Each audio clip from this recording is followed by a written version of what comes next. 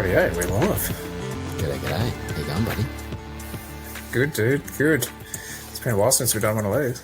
I know, mate. Both busy, eh? It seems like everyone seems to be busy. Sick. I was listening to NPR today, and Yeah. Eric's been a bit sick, and people have been busy and stuff. So, Were you listening to the Carpus and Coffee?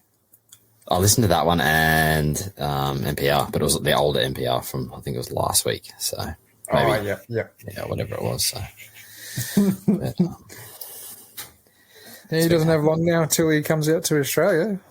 yeah, it'd be a couple of weeks now, wouldn't it? I think. Yeah, about that. Yeah. That'd be Shame exciting. I wasn't so busy. It'd be good to go up there and catch up with him, but Yeah, just too busy. yeah. Oh, speaking about herping, I potentially may have convinced my wife to let me out for a couple of nights to go up to Narrabri in November. Ooh, So nice. that'd be cool. I got an invite from Kai to potentially jump in the back of his car or Ray car and go and do that. So I'll put me down as a hard possible. Possible. Yeah. That's good. Yeah. It's pretty nice out there. Yeah. I haven't been there, so I'd like to check it out. Yeah, my missus goes out there quite a bit, I believe. Or her dad does, sorry. Right. Yeah, I've heard the herping's pretty good out there. Like the amount of people I've heard go out there and get heaps of stuff. So, Yeah. G'day, everyone in the chat. Thanks for joining in. g'day. We So, yeah, thought we'd do a no, bit of a man. live stream, get some people in, get a bit of a chat going. So, Rather than just listening to us waffle on. I know. We've just been so busy with kids and work and My kid's been really good tonight. I was kind of scared for this leading up to it. And I'm like, I don't know how he's going to go. And then all of a sudden he's just like out by like a light, didn't even cry, straight to sleep. I was like, sweet. That's a win. probably jinxed yourself there, mate. It's all right. Wifey's there. I'll get out of it for now. Sneak in a beer. I'm hoping the storms hold off so my internet connection stays stable. Yeah, me too. It's going nuts outside. We actually had our towers being worked on. I didn't have internet yesterday at all, so Yeah. and ended up kind of working out to our advantage that we did it tonight rather than last night. Yeah. I didn't get home till late last night. I'd had a massive day. I had a big shutdown yesterday, so I had to drop a couple of power poles, had a couple of power poles in, drop all the mains, run new mains. It was, massive. So like you messaged me, I'm like, I'm still at work. It's like, hang on, it's like 6:30. What's he still going to work? But all good for tonight. Like a nice cold beverage tonight, and so That's good, man. This is like I've been not having too many beers for recently because my wife bought me a 6-pack for Father's Day, and I've got 2 of them still left here. mate, I can't say that I'm the same.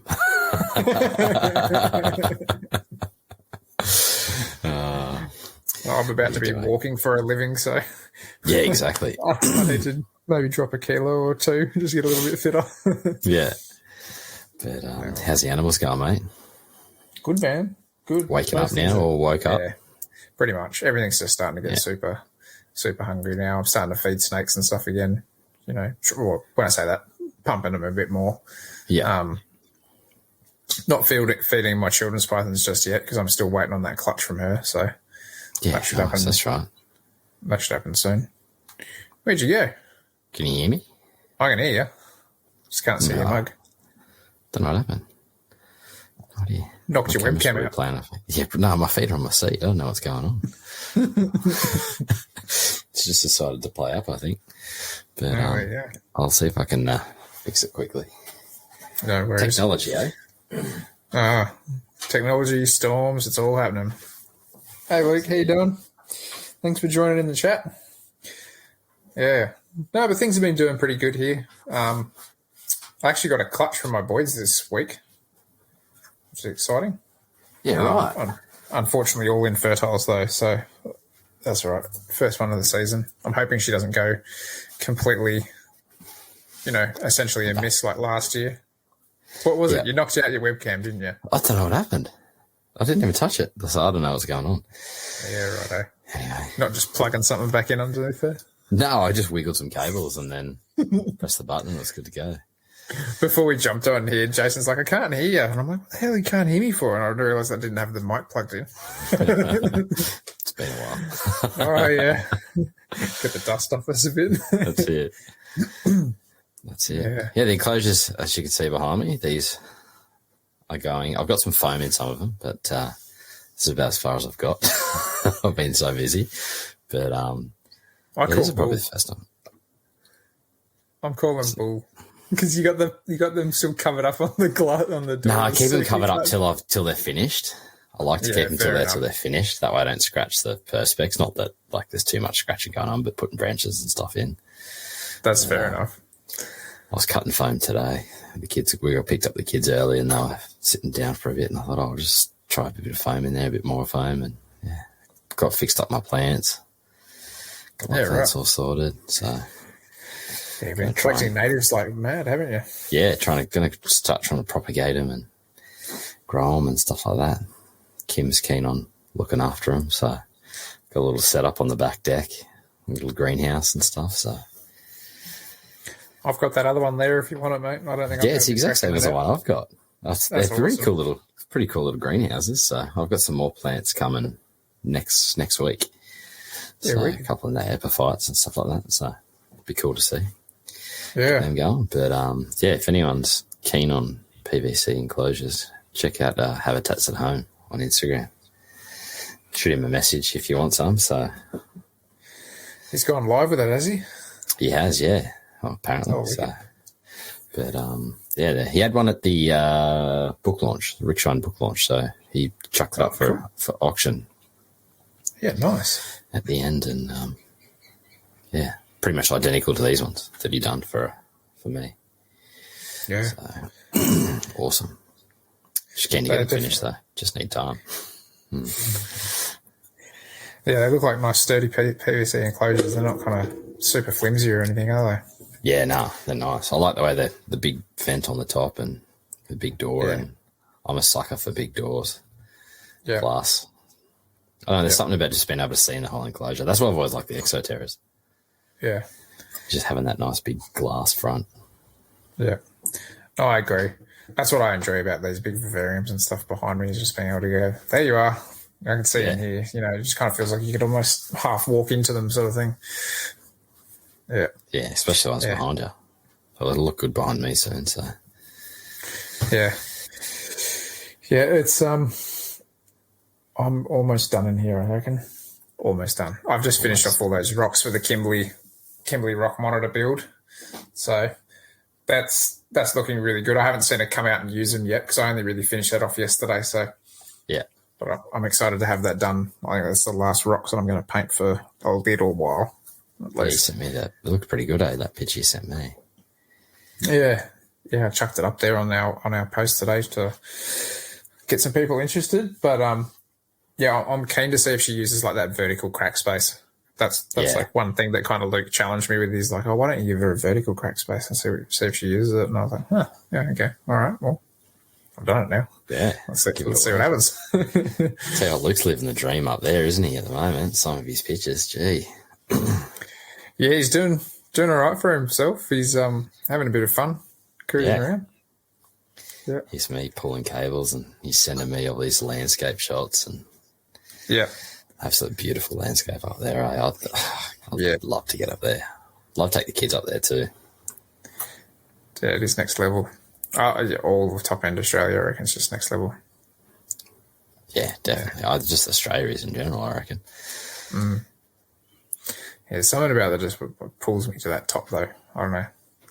I think it's just everything. It's just the heat, the animals, the humidity, the landscape. Like, yeah. No leeches. There's probably a couple of leeches. Well, man, we went to some pretty swampy areas, and we were like physically bathing in some like creek beds and stuff like that were questionable. And we didn't get any leeches. I'm sure there is. There'd have to be. Yeah. It's water bodies. There'd have to be. Yeah, but not as bad as the forest when you go traveling through the forest and you got like, you can see them, you pull your sock off, they're all attached to your sock and you just end up ripping them out of your feet. Traveling Bushman says, wait till you start playing with big crocs. Well, didn't have that opportunity, but apparently one of the areas that we went swimming, there was a big one pulled out a few weeks later. So we managed to miss that one. Yeah, well, live and you learn. That's it. Yeah, you hear that a lot about up there, don't you? Yeah. Some of those watering holes, they're not supposed to have crocs in them, have crocs in them. Yep. And just the areas that they hide too. Exactly.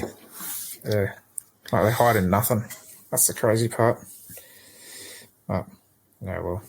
How's everything at your end, dude? How's your animals doing? They all starting to wake up? Yeah, woke up. Some of the girls are looking a little bit gravid at the moment, so fingers crossed that a couple of more weeks and I might have some eggs. So I'm just going to get some temporary nest boxes in these enclosures before I get these ones sorted. So hopefully get some eggs out pretty soon.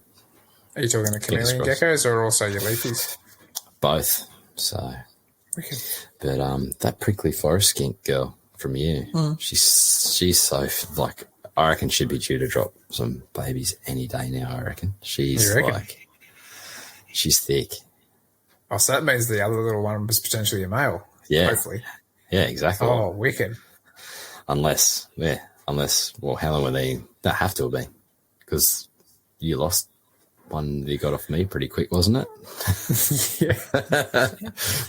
Pretty much pulled up stumps at home and dropped it. Yeah. And then see you later. Yeah. And then that one, I got the other one that I gave you, that was from Mitch. Yeah, that's right. Yeah. So I think it might be a male. So, but awesome. either she eats all the crickets and doesn't give him any, or she's gravid. I'm going with gravid. Oh, that'll be pretty cool though if you can get a few more of them out, because your plans is to do like a decent sized tank for them, aren't you? Yeah, one day, yeah, definitely. Yeah. Like a nice long, not so high, obviously, but nice long one somewhere. But I'd love to cohab with something, but they're too quick. You need kind of like I reckon if you had something like this behind me, but with like where the bottom of the enclosure is, like a lip of perspex, see through, so you can open the door, or like the door meets it or something, so they basically can't get over it. Yeah. Because they just shoot out, and they hide, like you can't see them. So when you disturb them, they just shoot like a rocket. Yeah. So. Yeah. They're very cryptic. Yeah. Yeah. I do love them though. They're pretty cool. So. Is that your brother giving you a bit of stick, mate? Oh, of course it is. Of course it is. He gets married. I think it's next weekend, I think, or something like that. Congratulations. So, yeah, got a wedding to go to. I've got a busy month this month, eh? It's insane. Do you? Yeah, I got like a wedding, daughter's birthday. What else? There's something else. We're going away at the end of the month for a couple of days with the kids and the missus up to Diamond Head. Oh, cool. So going camping for a couple of nights. Might sneak out for a bushwalk that night. Kids are in bed. See what I can definitely find. Have to. See if you definitely. Can. Yeah, so, but, keen to get out this season, though, a little bit more. Definitely, man. I'm going to hopefully be doing a fair bit of it myself, even just locally around here. You know? Yeah, shoot us a message. I'll be keen. I drove past, was it West Head you go to somewhere? Yeah, I drove past there today. What are you doing down there? That's well and truly out of your way. Oh, mate, I've been working in bloody Avalon. Yeah, right. Yeah, driving to Avalon every day from here. It's a nightmare. Yeah. Because as the crow flies, it's so close. But you got to drive all the way around the Hawkesbury River to get there. Are you back there on Friday? I think so. So. I mean, if you happen to have time on the way through or whatever like that, stop past. Because I got Friday off. Oh, do you? Yeah, sweet. Yeah, I mean, either I'm there or I'm in Sydney, so I'll stop in. We've been meaning to have a catch up for a bit and swap a few bits and pieces and stuff like that. So exactly. I haven't even met your son yet. How old's he now? I was chatting to Danny about that the other day. I was like, I can't remember if Jason's met him, and she's like, no, Luke's the only one that's actually met him. Yeah. No, and even that was like a month ago. Yeah, he's just over 2 months now. That's crazy. Almost 11 weeks old. Yeah. But yeah. Man, that time flew, hey. Oh, That just yeah, it does, and it doesn't slow down when you have kids. no. The crazy thing is we got our newborn photos back. Danny wanted to get some of those done. Yeah, and he looks completely different. Oh man, it's crazy how quick they grow. Eh? Yeah. Thanks, Nick. Yeah, thanks for the congrats. Yeah, it's crazy, but yeah, it's I definitely feel your pain now. Hey, like when you're talking about trying to get your enclosures done and stuff like that. Like he goes to sleep, and I'm just like a madhouse. I'm just like trying to do something, nail something, clean something, feed something. It's just like he might need to be down for an hour. I just need to smash it. Yeah. Yeah, it's crazy. And then you have two, and it's like there's just no time. No. Well, how old's Heidi now? She's 2 at the end of the month. That's mental. So that's gone quick. Like it's insane. Yeah. Yeah.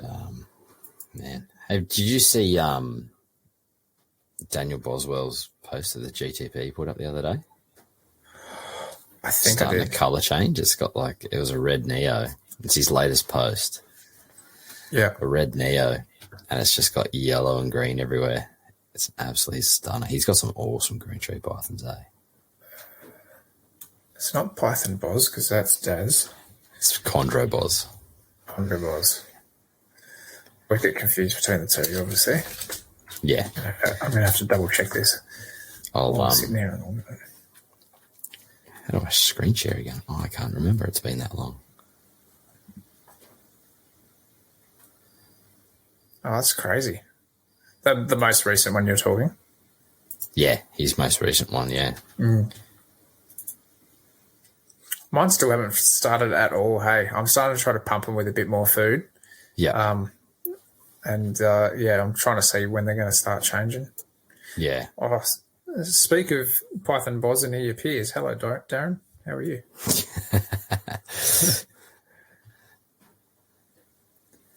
How many enclosures does your Miss King system run? I've got one Miss King in this room running 1, 2, 3, 4, 5, 6, 7, 8, 9, 10, 11, 12, 13, 14, 15 enclosures in this room, Jeremy. And you've got one nozzle in most of them, don't you? Yeah, just one. Just one in each of them because they're all arid stuff that I'm not spraying all that much. Yeah. It makes a bit of a difference when you have multiple. Yeah, well, you're talking pressure, right? Yeah, exactly, So yeah, more nozzles, less pressure. Depends on the size of your enclosure to what you need, though, as well. Yeah, like exactly. if you're just doing most little exoterras, you can probably get away with one. Yeah. I can't work out how to share a screen now. They've changed it.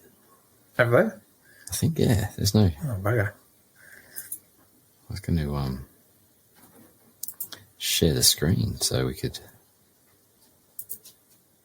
It is a stunning-looking snake, that's for sure. And it is, hey.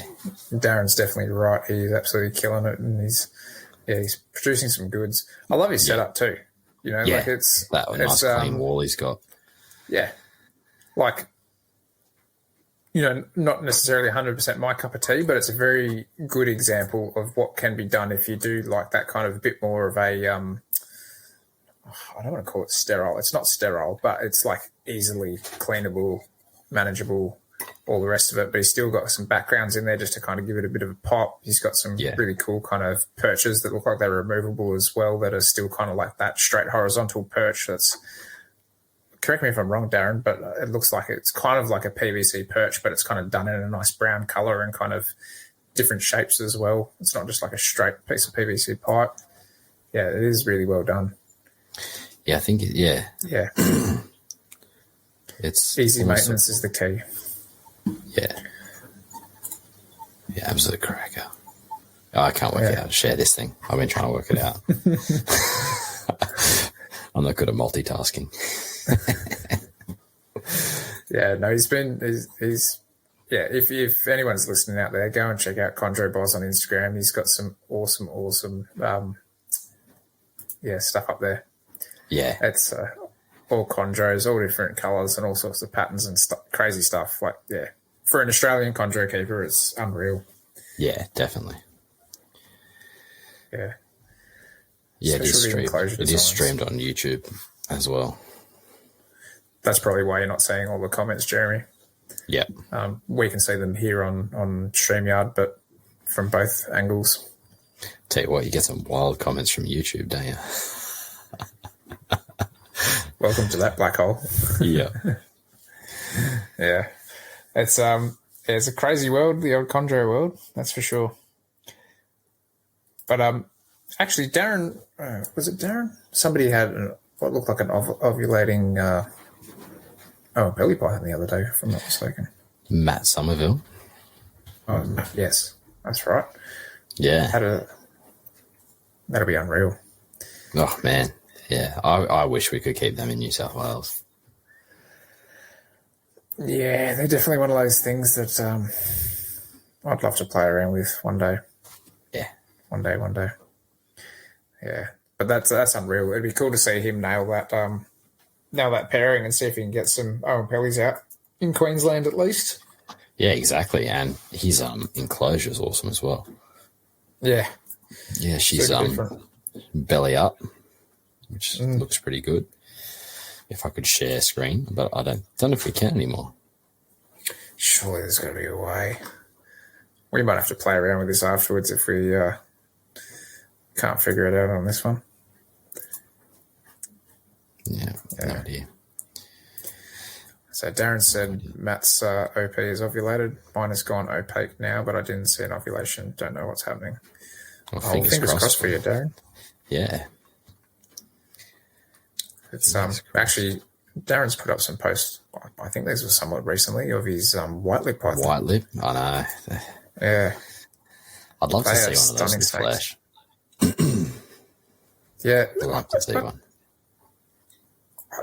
Like, there's two kind of types of white lip python, aren't there? Are there like black phase and gold phase or something like that? I don't know. What would you actually call these, Darren, or you just refer to them as a white lip python?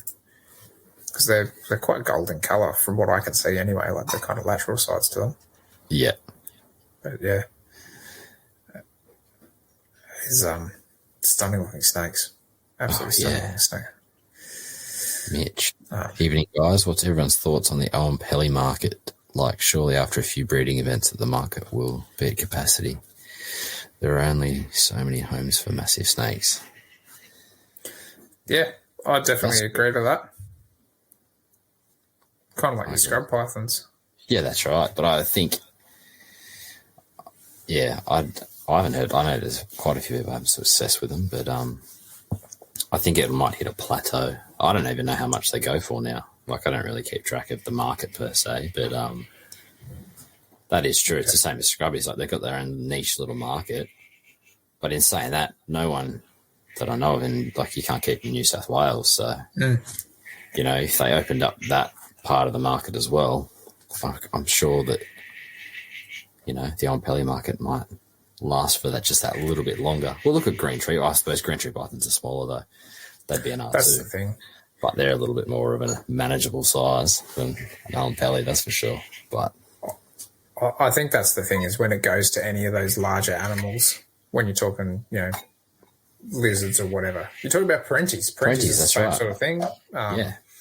Even to like your Spencers and stuff like that. Like, not everyone can house a Parenti or a Spencer's monitor, or not do it correctly at least, or somewhat correctly. I wanted a scrubby for ages until I saw those ones at the zoo in Darling Harbour, and I went, I don't have space for that. Like, that's just huge. But yeah, I think Darren's right with the comment that he's just popped through. I think it's one of those things that there's been so much want for these snakes for such a long period of time. Yeah. The guys that are serious about at least just owning them, whether they breed them and want to do that, that's up to them. But even if they just own one, I think that might be a bit more of a not so many people try to breed them. They'll just be happy to keep them, I think. Yeah. Yeah. But I'd love to see one in the flesh. I'm spewing. I missed out on going down to the VHS thing. Would have been good to see something down there. But I've never seen one in the flesh. I won't rub salt in that wound. That's all right. I'm just going to go back up here a bit quickly. Benjamin asked how my roughies are going. My roughies are doing really well. Nothing crazy. I've just been slow going those guys for a long time now. I do actually have some plans for my roughies, though, which I will touch on now while I'm thinking of it. Yeah. Essentially, I'm kind of coming up with an idea. You know that cage that they're in currently? Yeah. It's like 4 foot high, 3 foot wide, 2 foot deep. So basically, as they're growing, they're going to need more room. And I've got a spare 4 foot by 4 foot by 2 foot cage that I'm yet to do anything put together and do whatever to. But what I'm kind of thinking, especially this got me thinking from all the NPR talk with Owen and a few of the other guys talking about how they have like those kind of like cut through holes where they kind of have 2 cages side by side and then like a tube or whatever that they can cruise in between. I'm thinking I might do something like that for the roughies and give them essentially, what would that be? It would be when you put two cages together, it'd be 7 foot, 7 foot, 4 foot, 2 foot. Yeah. Because they're 2 different size cages. So yeah. So I might put 2 of the same size together. No, well, I've got that cage there, and I'm just like, may as well use it. It's already got the ledges and stuff in it. I could always build this new one, pop them across into that, and then like redo the rocks or whatever, or coat them in the tile pointing or whatever in this old one, just to try to firm it up a bit longer. Yeah, so I might end up doing something like that, I reckon, and then just kind of have like a little tunnel down low near the ground or something like that they can just kind of cruise through that I can kind of semi-hide. Yeah. That'd be pretty cool. It'd be interesting if they spend more time together rather than separate. Yeah, well, they'd have the option, you know what I mean? right? Yeah, that's right. They can choose and have 2 different hotspots and whatnot as well. But yeah, Mitch loved Darren's reply. It'd be good to see them in the hands of those that are serious about them like yourself. Yeah, that's true. That's the other thing as well, They're not like a snake that you'd want to see passed around. Yeah. They're one of those animals that I think too, while the price tag remains higher, that'll kind of be the case where people that are more serious about it, they're not just going to buy an animal on a whim. Yeah, that's right. Whereas if it's like a $500 scrub python, it's a lot easier to just kind of go, oh, I'm at the expo or I'm doing whatever. Yeah. Yeah, I'll take that home. And I think that's where licensing categories also have their benefit as well. Yeah. Like not like your basic advanced. Being on advanced, you've kept reptiles for a few years before you can get that license. So you're a little bit more into them per se than someone that's just got their license, goes, I want a giant snake, and they go out and buy like a scrubby or an on-pelly or something like that. But yeah, it'll be interesting to see what happens with it, that's for sure. Yeah. Yeah. Phil is Fish and Reptiles has chimed in and said they have an issue with large animals in the States because of how cheap they are. Iguanas are a great example. Yeah, see, like imagine like a green iguana. That thing's a massive lizard. And then dime a dozen. Exactly. Sulcata tortoises. Yeah. They have issues with those. Retics. Like people go and buy like a retic from a pet shop, keep it in a fish tank, and then it gets too big. And I'm like, well, what do I do with it? So. Well, you see some of the stuff at the expos or shows or whatever they call them over there, and you're just like, man, you've got like Crocs and all sorts of stuff. Oh, yeah. I'd love to go to one of their shows just to experience it. But, it'd be eye-opening compared to our shows, that's for sure. Oh, yeah. Ours are tiny in comparison. Yeah. Absolutely tiny. Yeah. I think it'd be cool to go to a show. Like, it'd be awesome to have a reptile show in Australia that's, like, really diverse. Because I think what happens a lot in our hobby is because there's a lot of mainstays like your beardies and most of your pythons and stuff like that, that kind of becomes what everybody breeds. Yeah. Whereas it'd be awesome to kind of see more people with more variety. Illawarra was pretty good for that, actually. There was quite a fair bit of stuff at that show where I was kind of like, oh, that's cool. I haven't seen that. Like random things like gidgee skinks and frogs and all sorts of geckos and crazy things. But, some of them you go to. Yeah, it's just all swamp. But I think the other things too is that's a lot of the stuff that sells as well. Like 100%. A that's lot the of market. a lot of that obscure stuff. You might it either goes straight away or someone brings one of something, so it's kind of hidden somewhere. Like if something really obscure that people want, it just goes quick. So it's gone first thing in the morning. You don't get to see it unless you're there first thing in the morning. Yeah. Yeah, that's definitely one of the benefits to try to get there early, and that's why you see the crowds there early too, is because they're trying to find those things that are a bit obscure. Exactly. Yeah. Is there Like when's the next expo? Have they advertised any yet, or have to be early next year at this stage, I'd say. Yeah. Because remember, everything kind of got screwed up with COVID. That's right. Earlier in the year. Yeah. Yeah. Yeah, it's been mental. But yeah, it's I brought a heap of obscure stuff to an expo once and he sold nothing. Mitch said, "Oh, that's no good." I was just reading that. Yeah. See, I've had that go both ways though. I've gone to expos where I've brought nothing but pythons and, you know, a couple of basic geckos or whatever and sold nothing. And then I've gone to expos where I've managed to pump out a whole bunch of weird stuff, including frogs and monitors and all sorts, and sold out before 11 a.m. and gone home. Yeah. I suppose it just depends on the market of the people that are coming through the door. Yeah, exactly. And that's probably another price thing as well too. Like, you know, some of that obscure stuff gets pretty expensive, but yeah.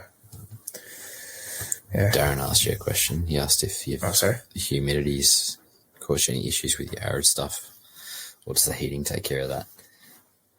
It stays pretty warm in here, hey? Yeah. To be honest, this whole house has just been struggling with humidity as is. I haven't seen any ill effect, though, because like as much as these arid things like dry climates, they also like humid microclimates. Yeah, exactly. So quite often, I haven't done it recently, but quite often during the warmer months of the year, and it is pretty warm in here now, I'll actually spray down the enclosures pretty regularly. So that's actually why I put the Mist King in there, because the monitors get super stimulated with the Mist King coming on. So I might actually see if I can. My stuff's playing up at the moment. I might even see if I can log into my humidity sensor. It's 68% humidity in there now. Jeez. So that gives you an idea, and it's still 24 degrees. Yeah, you've got an air conditioner in your house, don't you? Because you can run that on a dehumidifying cycle as well if it ever got too humid in there. Yeah, I'm not worried about it. No. Not at those levels. It's Mitch, remember the Great Calubra table of the 2020 Penrith Expo? Most memorable table of the Expo ever. Everyone always talks about that. Bill I didn't see it. Yep. That was awesome. Was 2020. Yeah, I think that was. Yeah, I was out of everything then. I hadn't got back into it then. Yeah, that was really good. I remember I bought a brown tree snake from Bill then. I think Tyson got, or maybe he didn't. I can't remember if he did get anything, but yeah, that's that was a good table. That was a really good table. It's like blue and gold tree snakes everywhere. Did he sell everything? He sold everything pretty quick, didn't he? Yeah. Yeah. Yeah, it was like the most crowded table I've ever seen at an expo. Actually, I take that back. It was very crowded, but Cindy and Marie's table at the Illawarra Expo with the line to get to the table, that was unreal. Was that this year? That was this year. There was like a 30-meter line to get to their table. It was ridiculous. They've got some awesome stuff, those two. Yeah, and they brought a bunch of Rick's geckos down and stuff like that as well. But yeah, Cindy and Marie alone, they have such a variety of animals. Yeah. Amazing frogs too. Yeah. Yeah, Jeremy just kind of reciprocated what I just said as well. And he said he found the same thing, and that's why he asked about the Mist King system. All of my monitors go crazy once sprayed, and I found that they would drink a lot more from the Mist King than a water bowl. Yeah, I'd agree. 100%. I find that all my geckos prefer to drink from the Mist King than a water bowl. I think that's just reptiles wide. Yeah, in general. I think the only reptiles I've ever owned and seen drink from a water bowl have been pythons. I've seen all my geckos drink from water bowls before I had the Mist King. Yeah. Since having the Mist Kings, they only ever drink from the leaves or the glass or whatever the drops are on. They never go down and touch the water bowl. When I first set up the Hatchie green tree python tanks next door, and I turned on that rain system that I made out of the dosing pump and stuff in there, I watched one of the leaves on the ground get filled with water, and one of the green trees stuck its head into the leaf and drank out of the leaf. I was like, that's mad. That was something I've never seen before, but that was really cool. Yeah, that's awesome. Yeah, no, it's pretty awesome to see that kind of stuff, though. Have you got your monitors on like a separate outlet of the misking that you can control, or have you just got it all on? Yeah, you have. Yeah, just a ball valve, or oh no, sorry, everything's on the same system. It's all on. So I don't have any. I think I've got a ball valve to that wall, so I can just do just in this corner if I wanted to. Yeah. And then I could have those switched off if I wanted to as well. Well, I have actually been meaning to grab a bunch of those little one-way valves or whatever to just kind of do them row by row. Yeah. Because what I do find is the 30 centimetre high tanks down here, like they'll get flooded compared to obviously a 4-foot enclosure. Yeah. So, I mean, it's not too bad because what I've got in those anyway is some geckos, just some beaded geckos, helmeted geckos, and I've got my she-oak skink in there. So, you know, if they get a little bit of a wet substrate, it's not the end of the world. That'll kind of dry up pretty quick anyway. Yeah. No, I found the same thing when I had connected the Boyds up with all the smaller exoterras. I'd have the same issue. I wanted to water the Boyds enclosure more than I did those exoterras, and they started getting a little bit too wet, so I just stuck a ball valve on it and I just turn it on and off whenever I wanted, just so they keep them wet enough. And obviously I could miss the Boyd's enclosure more. Well, that's it. I mean, I can just put stuff on for a light spray here, and then if I feel like I really want to bump something up, I just get a spray bottle out. Yeah. Just go give something like an individual a hit. Yeah. Did you hook yours up onto the Grid Connect? Yeah. Yeah. So I bypassed, because remember I bought that new Miss King timer. Yeah. And it like crapped itself a year later. That's right, it did too, yeah. Yeah. So I couldn't be bothered redoing that. So I just got like the, whatever it is, the single outlet for the Grid Connect stuff. So I can just do that straight off my phone, just like what you've done. Yeah. Yeah. And then if you were to put it on a timer, I haven't put it on a timer. I just do it manually, like whenever I want to do it. But if you put it on a timer, it has to be a minimum of 1 minute. Yeah. See, I find that was all right for most of my enclosures. A minute every couple of days. Yeah. Yeah. Tropical species is okay. Yeah, exactly. That's but if you've got arid stuff, so you know it's a bit different then. But yeah. Well, Darren's just said here. Oh, we'll get to that in 2 secs. Yeah. Daz just said he thought it was great in the video that I put together that I showed that you need to cover 80% of the mesh to successfully keep GTPs in those glass enclosures. A lot of people don't know that. And it's so simple too. Like I just used black core flit that I had lying around. Yeah, it doesn't have to be glass or anything.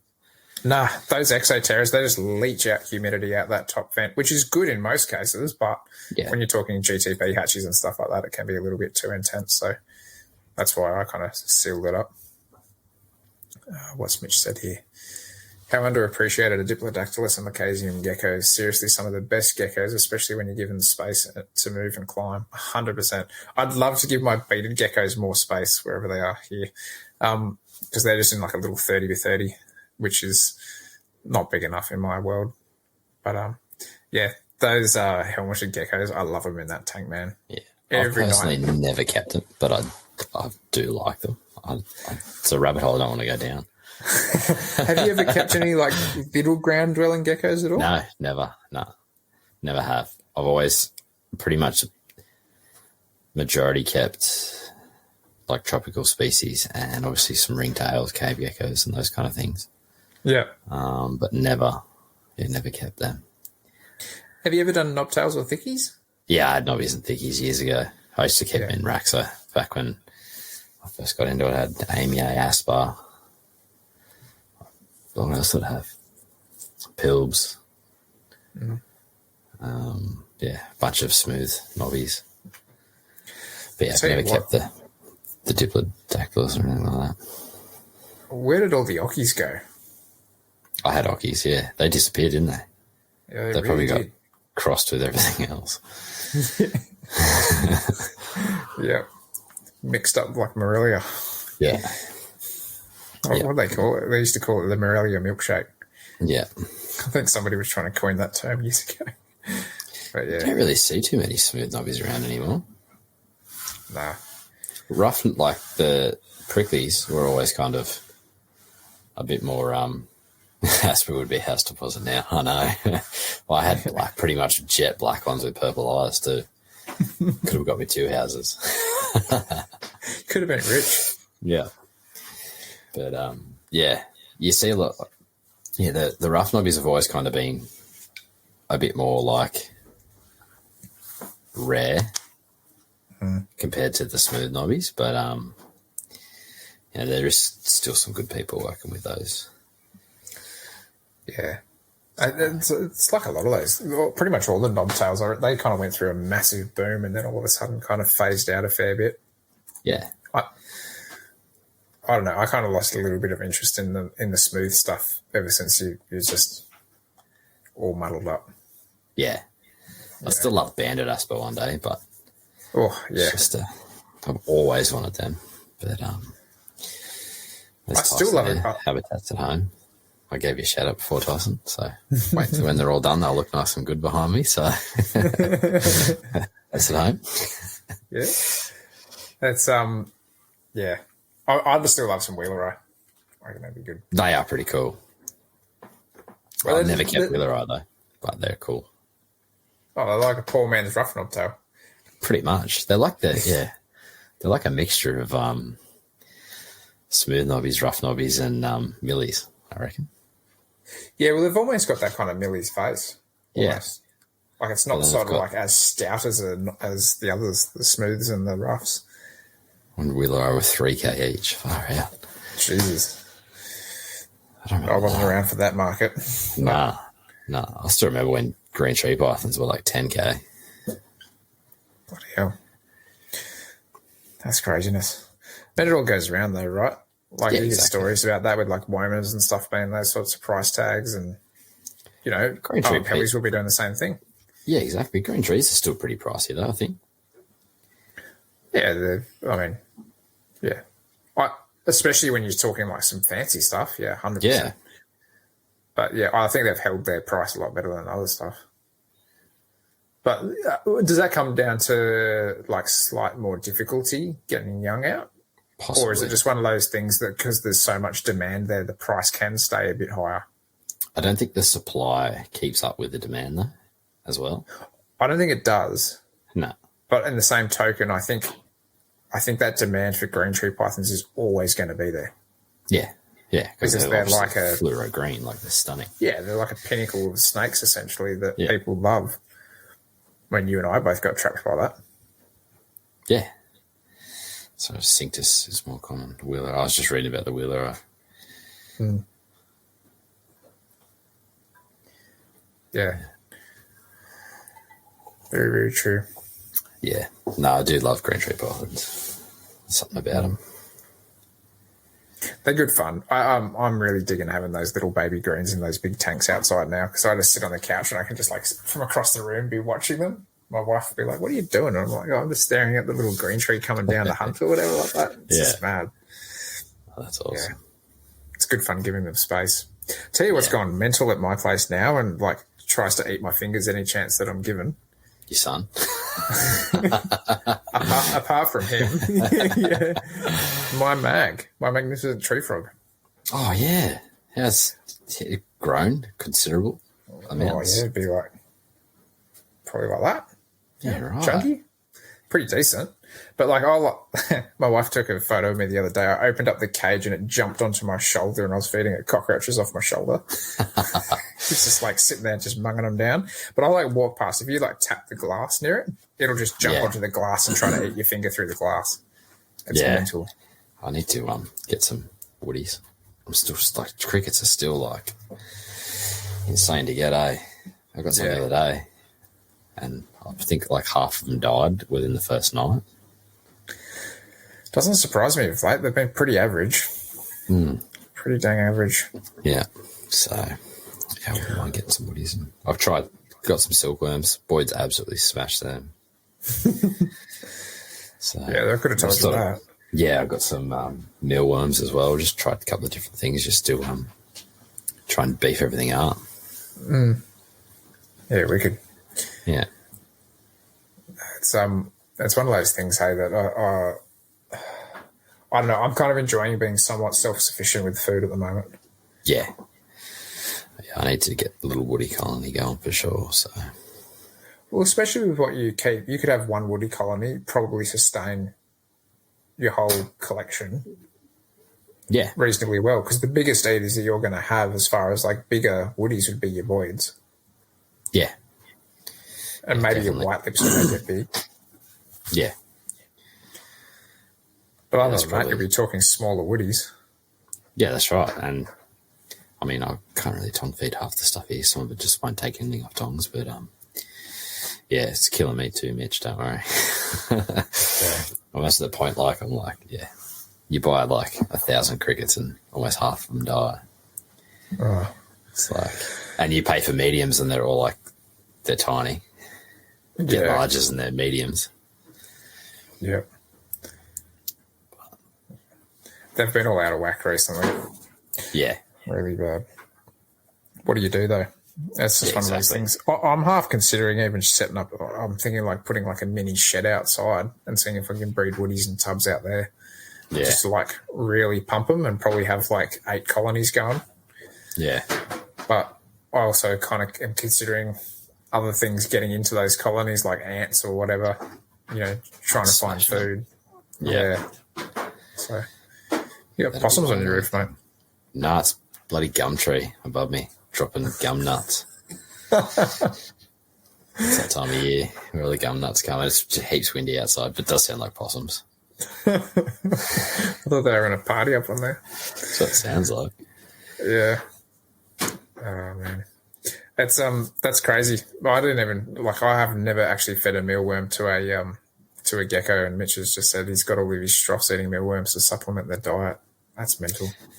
Yeah, I used to feed my straws mealworms every like now and then, back when I had them. But Yeah. I've just got, I've got mealworms now over here just to try and feed some things mealworms. Like I've just been chucking bowls of mealworms in different things just to supplement the crickets. Yeah. That's mental. Yeah. See, we can't even keep mealworms on the shelf at work because like just fly off. Everything's just flying off. Pisces has got everyone on rations.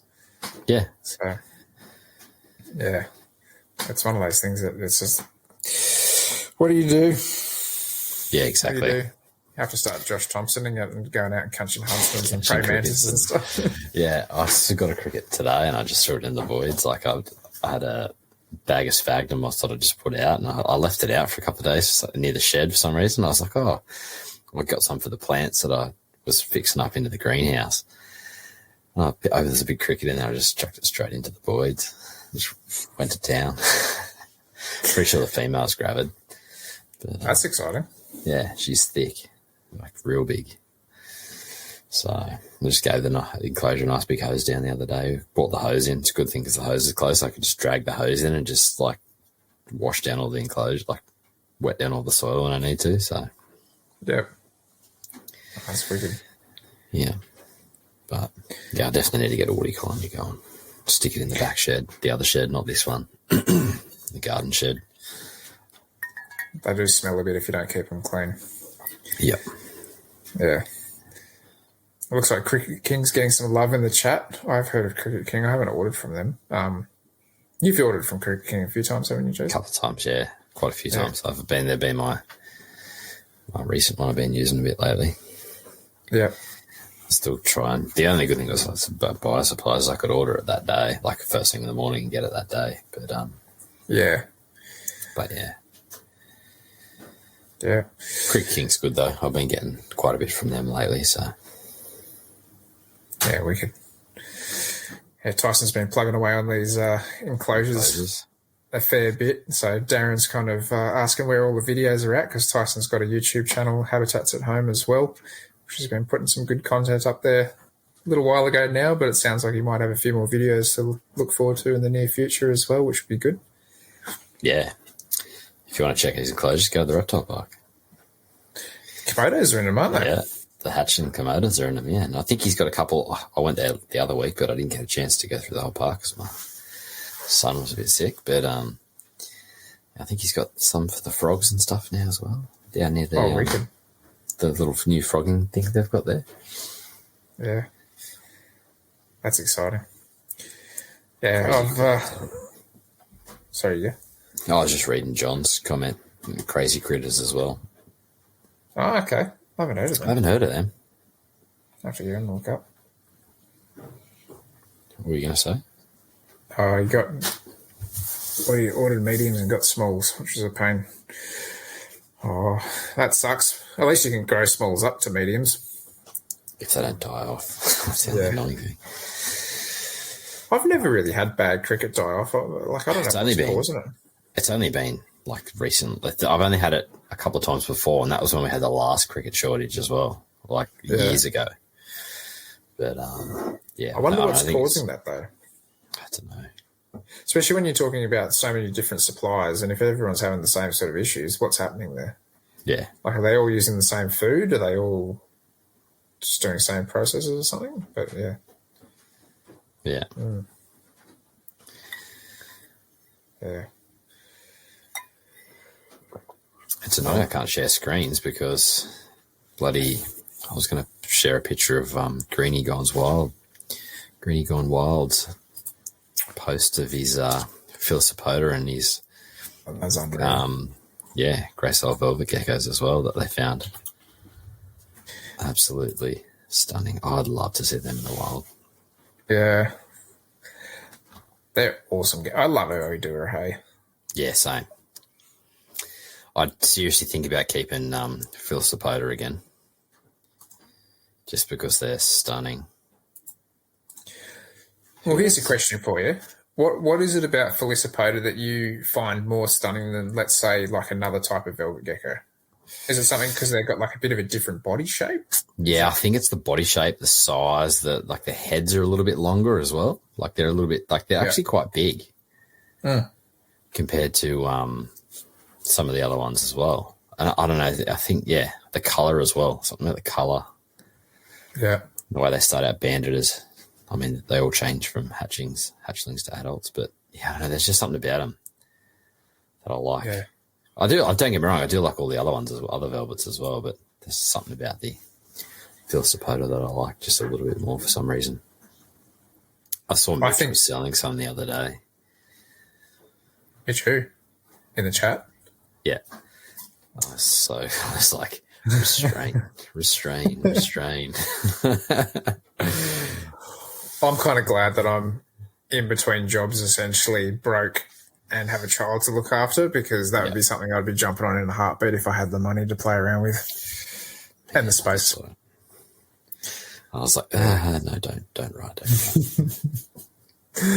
They're a great gecko. I actually saw my Fimbria for the first time the other night.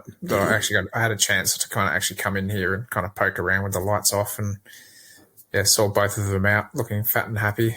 They're a stunning looking gecko as well. Mitch, supposedly there was Ogrossless in. Every time I go to read a comment and it jumps, it just throws my eyes out. Pet shop now took for ages. Pity they were limited in where they could be sold. Yeah, that's true. I'm sure if they could be sold other places, they would have got snapped up pretty quick. That's for sure. They're stunning too. They're one, like if we could keep them, they're probably one I'd consider keeping as well, I think.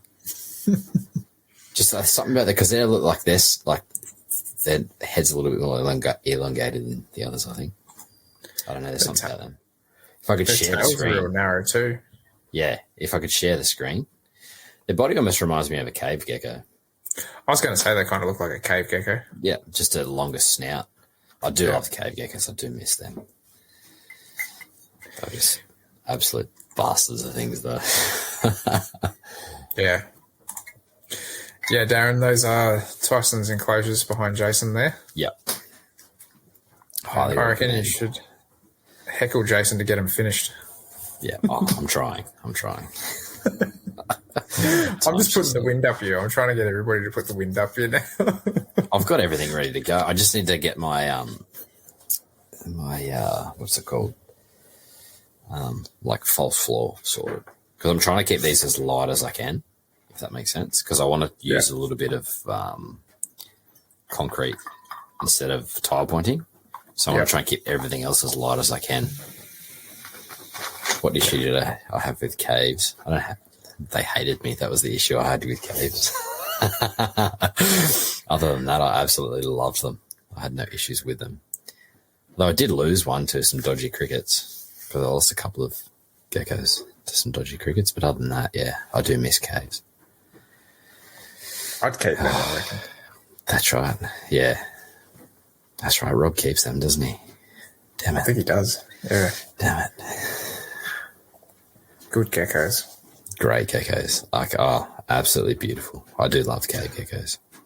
I never really thought much about them, to be honest. Like, I mean, I liked the appearance and stuff of them, but until seeing that one up at in the top end with the guys, that was kind of like, you know, seeing it like this close and experiencing it. I was like, wow, that's an impressive gecko. Yeah. Yeah. They're really cool to keep. That's exactly what I'm waiting for, Tyson, the drainage cell. Yeah. Instead of using clay-fired balls, I'm using drainage cell. So it's like do you know what drainage cell is? It's like just it's heaps lighter. It's like a plastic PVC egg crate almost. Yeah. But I've just got to get that I've ordered it. I've just got to get it and use that. Can't you get that at most at Reese and Landscape Supplies and stuff? Yeah, I know the joint around behind my work sells it all the time. Yeah. So if you've ordered it, you've ordered it. But yeah, I might even see this cheaper there. Well, this chat's gone off tonight. Yeah, we've got a lot of interaction. It's been good. I'm going to go up. The Nurai, how the Aussie versions of Tokay geckos, 100% they are. Don't say that, Rob. Don't say that. Good on you, Rob.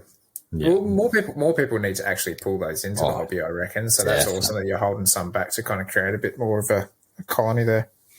Yeah, definitely. That's again talking about the cave geckos for the podcast listeners. But Josh has just asked, he's like, is there ever any dodgy woodies? I've always heard stories of dodgy crickets, but I've not heard anything about dodgy woodies. I'm sure there'd have to be at some point, you know, whether it's just being, you know, they're not being kept correctly maybe, and that's why they've suffered. But I wonder if it's because woodies are easier to breed per se, you know, than crickets. So, and a lot of people kind of breed their own woodies. So I'd say that. Okay, so here's an example. If you get woodies in like a little Biosupplies or Pisces tub, I find that they'll suffer if you don't take them out of that tub as soon as possible because I think they suffer quicker than crickets with humidity. I could be wrong, or you know, other people might argue a little bit more about that, but I've never had that issue. I found like I've had crickets succumb to humidity. Like I remember one time I got you know, the containers, not the Pisces containers. If you get, what brand is it? No. There's no label on it. The bigger containers where it's got like the lift up, one side lifts up. Those ones, I got like a bunch of small crickets in there delivered. I chucked the box in the room and then I went off. I was going to put them in the container. Forgot to put them in the container. Come down the next day because there was so many crickets in it. The humidity went through the roof and they were all dead. Yeah. Well, see, that's what I'm saying. It's like, okay, let's compare a Pisces container with a Pisces container because they're both well ventilated. Yeah, that's true. You know, versus like some of the Biosupplies and other guys that just have like those little pinholes in there that do half nothing. Yeah.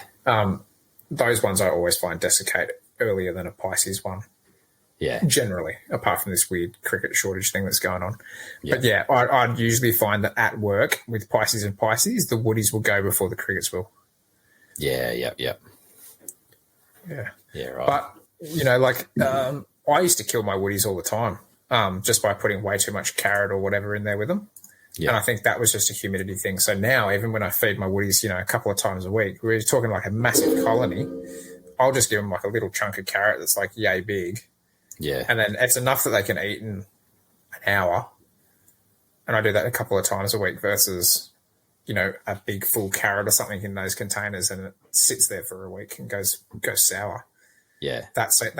I had more problems doing that than just doing like little more regular feedings of carrot or whatever the humid thing is you're giving them, whatever vegetable or whatever. Yeah. Yeah, interesting.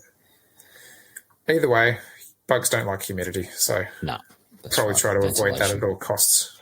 Yeah, lots of ventilation. Top ventilation works better than side ventilation. I worked that out. Yeah. Once cooked $300 of woodies. Ooh. I think everyone's done that at some point. Yeah.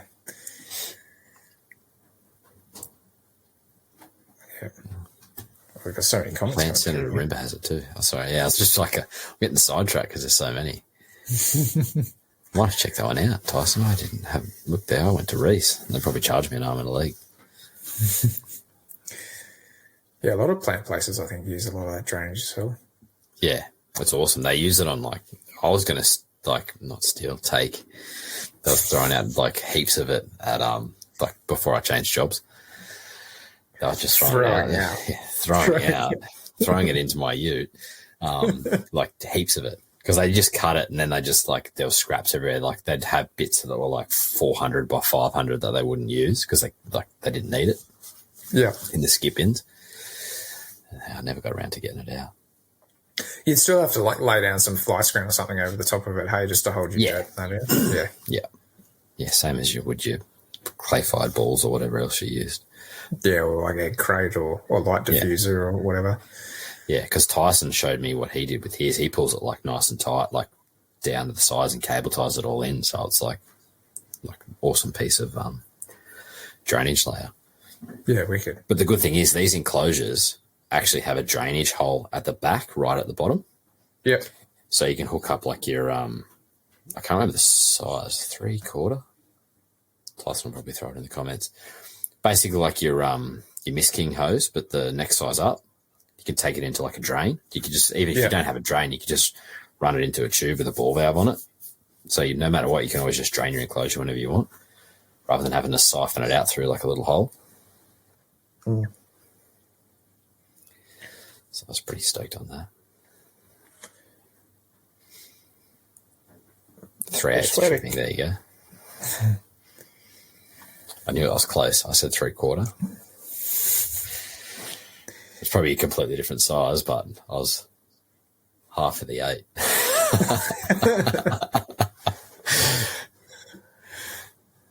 I'm excited to see you actually pull those enclosures together and see what you do with them. I've got most of the plants and stuff now. I just need to pull the finger out. These are 900 hollow. So there's 600, 600, 900. One of the best features I find about those enclosures, and I get very picky on this sort of stuff, is that mesh on top is awesome. Yes, it's it's real nice. It's actually nice and solid mesh. Yeah, it's almost like security screen mesh. It's thick, it's durable, it's nice. I don't know if I'm giving away any secrets, but that's what it feels like to me. Yeah. Nice, and it's black too. Whereas the only issue I found with Exoterras is if you had Miss Kings and stuff, those tops would rust. So it'd be interesting to see how these hold up. I think they'll hold up heaps better.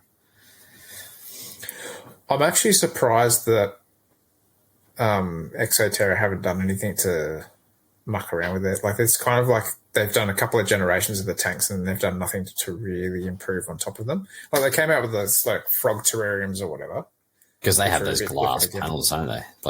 Or plastic or something. Is that what's in those ones? I think they're glass, yeah. Yeah. I know a lot of the dart frog guys were pulling out the mesh and actually putting glass in. Yeah. And then they get their own mesh for the little front section or whatever like that and just silicone that into place and call it a day. Yeah, because they were obviously having issues with humidity escaping as well. Mm. So. Yeah. I really like the style of stuff that Tyson's doing with those. And the fact that there's just going to be so many different sizes to kind of fit every niche. And for those of you that haven't met Tyson, the guy just doesn't stop thinking. Yeah. I can't imagine he sleeps much, to be honest. Yeah, no. I've been around his house a couple of times and we've chatting enclosures. Yeah. So he's got some pretty cool. It's funny because we both had, last time I went there, we both had the exact same idea for an enclosure. And then he's like, funny you say that, and sent me a picture. I'm like, what are the odds of that? So he's got some good stuff coming up, I reckon. So Yeah, that'll be good. yeah, that's exactly true. So Mitch has just said, I agree, Luke, it's disappointing how little the big companies want to innovate unless it is capitalising on somebody else's design. Yeah, 100%. Yeah. You probably find that a lot of those big companies now kind of like not disappear, but not be used as much for certain things, I reckon. So. Yeah, that's right. And then, yes, the enclosures still do cost a fortune. Yeah. 100%. And the prices are going up. That's right. Like we just got more Exoterra enclosures into work, and like they've already jumped up ridiculous amounts of money again. And people wonder why they do hold their value as a second-hand terrarium. That's there's a full market for it there. So I just replying to a message. What was that? I was just replying to a message. All right. Yeah, it's really happy with Reptile One's Kongs making super large enclosures for retail in pet shops, like sizes suitable for blackheads, olives, etc. Yeah, that's it. So Kongs or Reptile One, they've come out with a whole new range of larger glass vivariums, glass terrariums, and bigger vivariums and stuff as well. I haven't seen them in the flesh, but I want to say they came out with a vivarium that's 6 foot by like a meter, like 60 centimeter deep. Are they flat pack as well, those ones? Or no, they were the older ones. Oh, they are flat pack. Yep. Yeah. Yeah, it's crazy. Are a bit of a rip in Australia. Yeah. And some of their products don't work as crash hot as what you'd think they would either, like especially when you're talking like some of their UV and stuff like that. See, I love the enclosures just purely for like as a gecko keeper, especially for some of the smaller geckos, because they were pretty well not airtight, like escape proof, but you had to kind of seal those back little holes up where the cords go through. But for smaller strophs and that, they work pretty good compared to some of the other ones. And I think I just fell into that. I liked it kind of design. So they look good when you have some. Well, anything looks good when you've got something that matches. It doesn't matter if it's Exoterra. It doesn't matter if it's a Reptile One tank. You know, I think that as soon as you start down a path and you find something that kind of like all matches, it like becomes like your go-to product. Yeah, that's right. Yeah, I agree. But I did back then, but I think maybe some of the other ones have stepped up their game a little bit, but the quality-wise on those glass terrariums, Exoterra was ahead of a lot of the other ones. I never saw a Zoom Ed one in the flesh, just because nowhere ever had them, but I had a couple of like a generic brand that come out. They were pretty good, but they weren't up to par with the Exoterra. No. Yeah, I think that was the biggest thing is like flat packed terrariums and vivariums are a great idea. I've got flat packed vivariums and stuff here, but I still did things to them to make them kind of a bit more rigid. You know, I'd throw extra screws into them and stuff, you know, versus just where they come with those little lugs. Like those little lugs aren't going to stay tight forever. It's just the way that they go. But yeah, it's the flat pack terrariums, I think, is a different kettle of fish, especially if you got them on a bit of a rocky floor and you keep walking past them and they're rattling and stuff like that. Yeah. It does tend to drive you a bit mental, but Get Your Pet Right actually came out with a range of terrariums that are very much like Exoterras, but they use a really dense mesh on top though as well, so way more sturdy because the guy that kind of designs it all absolutely hates the Exoterra lids. So he kind of came out with that, and there's a few tweaks there. So that's kind of cool to see somebody kind of coming out with something that's similar, but trying to change the design a little bit as well to make it a bit more upmarket. Yeah, they got some good stuff to Get Your Pet Right stuff. Yeah, I just saw, where we go here, Phil's Fish and Reptiles put up Get Your Pet Right Mercury Vapor bulbs who are fantastic. I definitely agree with that. That's what I'm running above Loki and her tank. They've been going strong. I saw a dodgy solar glow from Exoterra not too long ago that, you know, on your UV meter or whatever, it goes from like, I want to say it's like 0 to 12 or whatever on that kind of like basic index. I don't know what it was bloody called. Yeah. It came up at 43.6. Whoa. So it's like you may as well have been sitting on the surface of the sun. Jeez. It's like that's cooking eyeballs. Yeah, I remember when I had my beardy, I had issues with the T5 UV. Yeah. Same thing. Like all of a sudden, like I changed the globes, the beardy just kept its eyes closed. And I'm like, yeah, something's not right here. Something's not right. And it was it was Kim's pet at the time. Like I bought it for her as a pet. And then I'm like, no, it's got to be that light. It's got to be that light. We took it to the vet because it was like just wouldn't open its eyes. It was lethargic and everything. Yeah. And then I said, I've changed UV globes. I've had it in there for like a couple of weeks, and it's only been happened since then. Like I'm pretty sure. So he goes, oh, well, take it out and change it and see how it goes. I said, yeah, I took it out the other day. And he's like, oh, yeah, no worries. And then, after a few days, he started opening his eyes again and he was good to go. But, yeah, good opinion. Like, same size tube as I've used, but just a different brand. This was like 8 years ago, 10 years ago or something. And then, just done something to his eyes. Just was too bright, too much UV. But it was the same size. Like, I'd used different brand, never had an issue. Yeah. Went back to it, and he was good as gold again. Yeah. Must have just been different wavelengths or something coming out of it that were doing some things. Get Your Pet Right is very much more heavy on the east coast of Australia. I know it's definitely in Victoria. I can't say if it's in South Australia yet, but I'd say it's a pretty fast-growing brand. Yep. But, based out of Sydney. So there's a few shops around Sydney and stuff that carry it, so that's why I know about it pretty well. We're one of the main shops in Sydney that carry it. And, I think down in Victoria he's got a few shops. I know he's got some in the Central Coast or north of the Central Coast. I want to say there's a couple of shops there and potentially a couple in Queensland. Yeah. Yeah, they make good products, that's for sure. I like them. I like those UVB fittings that they do as well. Yeah. You know what's different about their UV fittings? Like you're talking about the T5 ones? T5s. They're all black. They're all black, and they've got an earth. They do too. I never noticed that. No other T5 has an earth. No. And now that you say that, when you plug it in, there's the 3 prongs that come out of the light that you plug it into. I never noticed that. Like, As soon as you said that, it just clicked straight away. I was like, actually, now say, because I remember when I plugged it in, I'm like, oh, there's an earth there. And then I didn't think anything of it. And because usually they come with the active neutral on the, it's just like your standard cord. But I was like, oh, that's interesting. And didn't even think anything of it and just plugged it in. Yeah.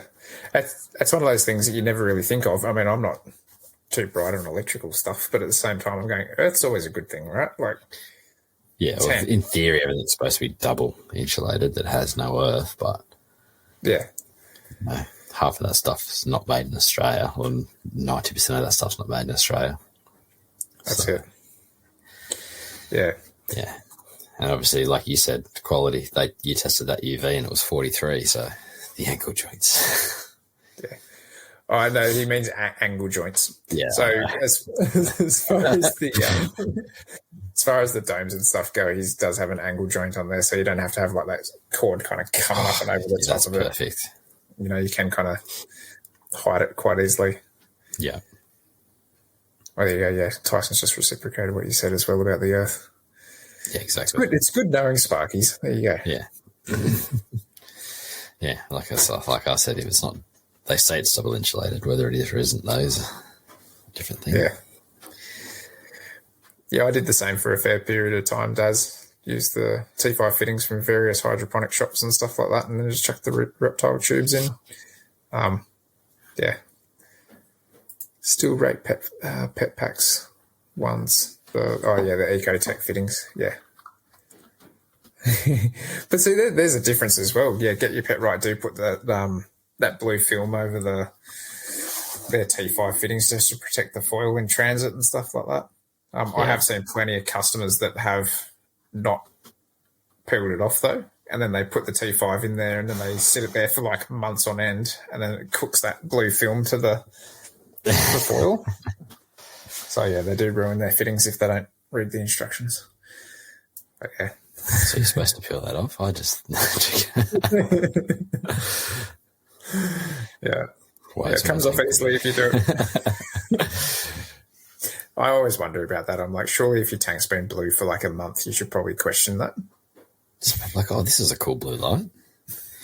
Poor dragon's not getting any UV or whatever, but I notice my dragon's not shooting up anymore. oh dear. Oh dear.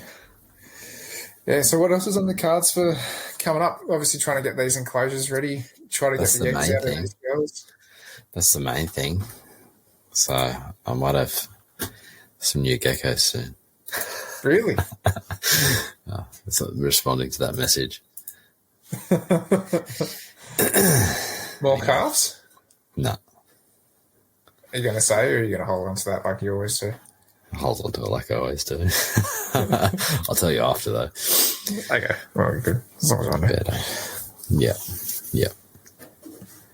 But, yeah, no, other than that, man, just pretty much we've got a few things in the pipeline that I'm just almost about to finish and pull the trigger on. And then, finish these enclosures. A couple of things I want to get up and running pretty quick, so pretty soon finish these enclosures. Hopefully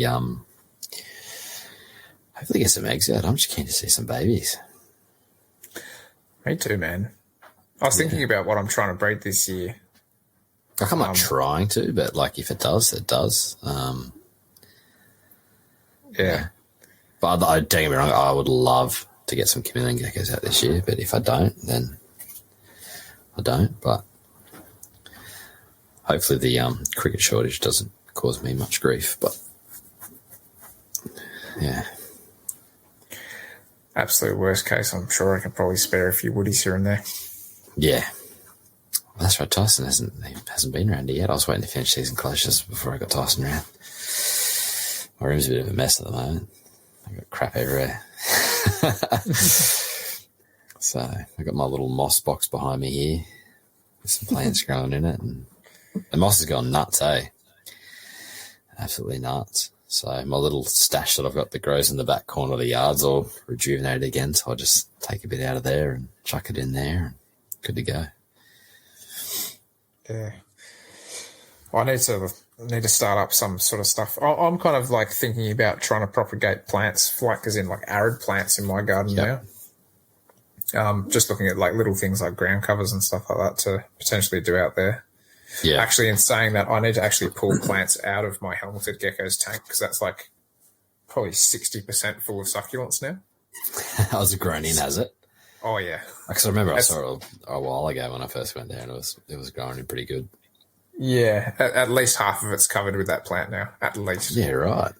So I need to pull some of that out, but yeah, it's doing pretty good. But no, I want to see if I can do like some little like native flowers and stuff like that because I've got a few that are growing outside in like essentially just granite, like crushed granite. So there's not really much going on in there, but I want to see if I can do that inside of some enclosures down the line. But I think with the monitors and that, the heat's just going to kill them. Yeah. Yeah. What's the temps like at the bottom of your enclosure for your monitors? Depends on the day. Yeah, I suppose during the middle of summer it's probably up there. Yeah, like middle of summer, some of this room will be 30 degrees. Yeah. 28, 30. Yeah, this gets to about 28 in here. Mm. So, and then you add a 100-watt infrared heat emitter above it.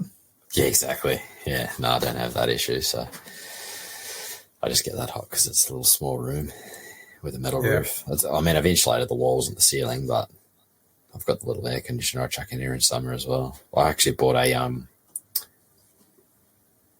Grid Connect unit that you can turn your air conditioner on and off with. Yeah, right. Remotely. So the little air conditioner I've got just runs flat chat. Like you turn it on, whatever temp it's set at, that's what it runs at.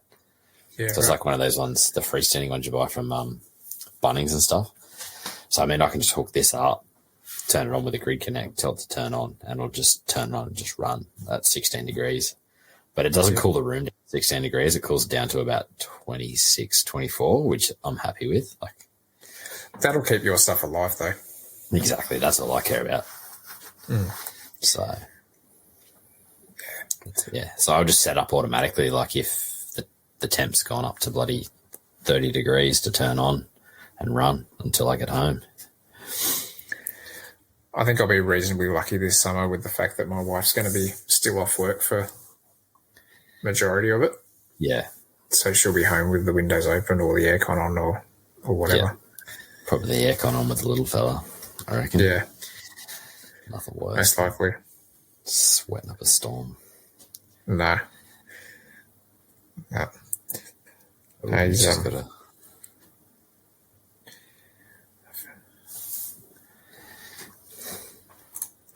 Put that up there. I found a nursery in St Mary's where I could order native arid plants like, I can't even say that, ruby, saltbush, etc. Portulaca? Yeah, I don't know. When I have some time, I want to have a crack at growing it in a beauty tank. Yeah, that'd be cool. I can usually get salt bushes and stuff from one down in Terry Hills. You get a lot of like that sort of stuff there. Actually, I've got a type of salt bush growing outside. Yeah, I love the native plants, man. My garden's going absolutely nuts now. It's starting to throw out heaps of flowers and stuff out of like all the grevilleas and that. It's doing well. I'm excited about spending my time now in the bush just looking at flowers and lizards as I go to work. I know, that's pretty awesome. Yeah. I found a nice little yearling water dragon the other day. I think I sent you a picture. I think that was a while ago now. Oh, yeah. Yeah. I was just walking past to go turn the house off before we changed the mains at the front. Just chilling. Yeah. Moved him off the road, like the driveway, because we're driving the truck up there. Chucked him back in a little waterway and he went off. Everything's starting to come out of it now, so it's good. These frogs are going absolutely mental now. You probably heard them at the start before we went on. Yeah. They're going nuts. So, but yeah, the frogs outside. I got parents going mental. I got parents that are living in my spa. Every time I take the cover off, I got to take like 4 parents out just so they don't get squashed. Yeah. Put the lid back down there the next time. It's interesting though, because the spa's 36 degrees, but they still sit under the cover. Yeah, maybe it's just like the humidity or something from it that they're happy with that heat if it's humid. Yeah, and like it is chlorinated, but I don't heavily chlorinate it. Like I only do it every couple of weeks. Like I test it. I don't want it to be too chlorinated, but I don't want it to grow bacteria as well. But yeah, they're in they swim in the water and stuff as well. It's pretty cool though. They're beautiful parents, like really yellow flanks and thighs on them as well. So they are a good frog. Yeah. I reckon if I got out of the apartment here and got a an actual property or whatever, I'd definitely be setting up some ponds to try to attract some frogs in. Yeah, well, that's the plan once I finish doing the stuff in the backyard, is to have like a pond there as well to get some. I mean, I've attracted frogs recently compared to when I first moved here. Like there was nothing here, but now I've got a couple of different species kicking around. It's good. Do they ever get into like the turtle IBC? They get, because I've got that lined with the plastic inside, there's a couple of folds over. They'll get into the folds at the top, just near the water. Yeah. And then they'll, like, not in the water, but then they'll get out. But they're parents as well. Yeah. So I've got red eyes down the road, but I haven't actually seen any red eyes here. Parents soup. But yeah, it's just mainly parents at the moment and a couple of other striped marsh frogs and stuff like that. So that's wicked. I don't hear much around here. I hear the crinias. That's about it. Mitch has had a frog pond for 8 years, never seen a single frog. Thinks Kitchard. Oh, it's not Mitch, it's Frilis. Oh, hopefully Kitchard hasn't reached your area. No, that'd be sad if it had. Are they still? Yeah, because they were dying off for a while, the frogs, weren't they? Is that still? I haven't heard much more about it. No. Yeah. Tell you what I did find interesting. I saw a post today. I don't know what page it was on. I think it might have been a Northern Territory page that I'm part of, where there was a green tree frog that had swallowed a blind snake and pooped it out whole. Wow. And it was like the blind snake was obviously dead, but the poor frog looks like he was like emaciated because he just had this blind snake binding him up forever. Oh. But yeah, that was kind of crazy. Yeah. Kai says that Yeah, well, I did see that. Yeah. Cane toads are making I their think way it was my area, I think. Mandalong, I think it was. Kai said he'd like to keep Chloros, although he'd imagine that their call would get annoying after a while. I actually didn't mind their call. It's all right when you got a couple of them. When there's heaps of them, like down the road, like I can hear them and they're probably a couple of hundred, a K down the road, and I can hear them like a chorus when they're all going. I love it, don't get me wrong, but if you were to keep quite a few of them in your house, I could imagine it would be. Danny and I had 6 of them at the base of the bed for a number of years. Ooh, that's quite a few. And that was 4 males out of the 6. Yeah. We survived though. They don't call all year round. No. They only call for like 2 or 3 months a year. Yeah. I haven't heard the ones down the road call yet. So they usually, like with all the rain we've had, they usually call, but it's not usually a bit towards the end of the year. But yeah. I tell you what, if my mag starts calling, I'll be a little worried. You're hoping it's a female. I'm hoping it's a female. Yeah. Yeah. I'm not very good with sexing frogs. Yeah, neither am I.